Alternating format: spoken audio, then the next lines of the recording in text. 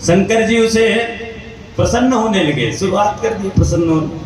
अभी ये नहीं जान रहा बहेलिया, हिरण को मारने के लिए तैयार। हिरण आ गया शरण में, बोले भैया मुझे मत मारो। क्यों ना मारूं, मेरे बच्चे 4 दिन से भूखे बैठे। बोले मत मारो, मेरे भी बच्चे प्यास से व्याकुल है, मैं अपने बच्चों के लिए जल लेने आया हूं। जैसे तुम्हारे बच्चे भूख से पीड़ित है, ऐसे मेरे भी तो बच्चे हैं। तो शिकारी ऐसे थोड़ी, जो शिकारी होता है वो इतने प्यार की भाषा थोड़ी समझेगा, उसको तो मिल गया मौका शिकार करना।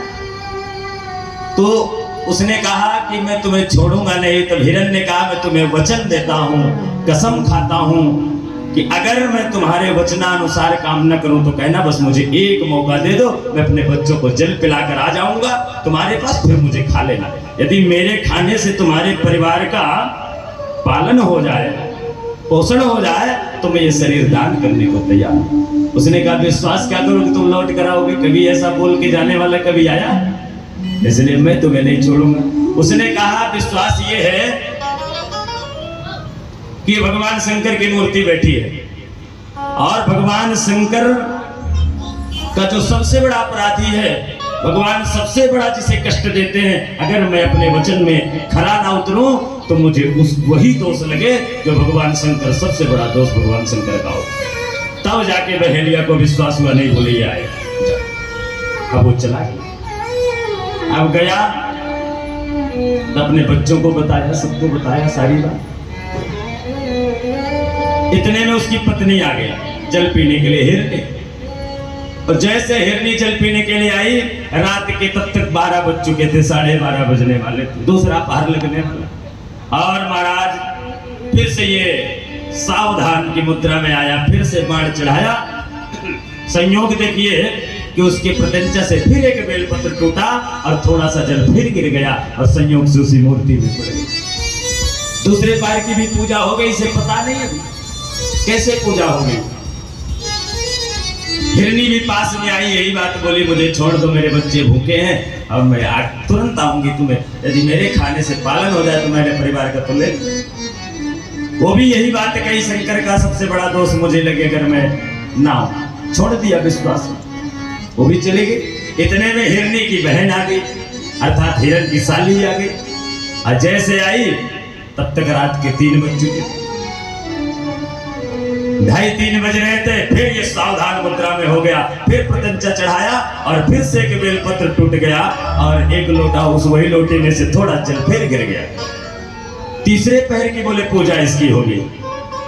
अब तीसरे पैर की पूजा हुई, वो हिरनी की बहन भी यही बात बोली, भैया मुझे छोड़ दो, मैं अपने बच्चों को जल पिलाकर आती। और पक्का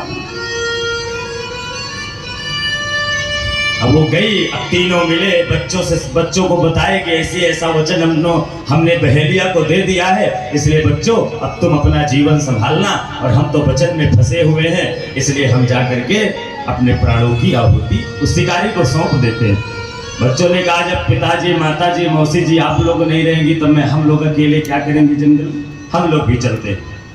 अब उनका परिवार अच्छे से, उनका पेट ही भर जाए, तो बच्चे भी चल दिए। जैसे बच्चे मौसी, हिरण, हिरनी पहुंचे, फिर से सावधान हो गया। अब तो इतना बड़ा शिकार आ रहा है, एक साथ में इतने शिकार हो जाए।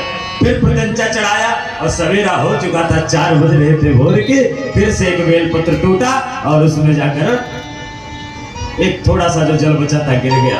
4 पहर की पूजा हो गई शंकर की, अनजाने में, कोई जानकर नहीं।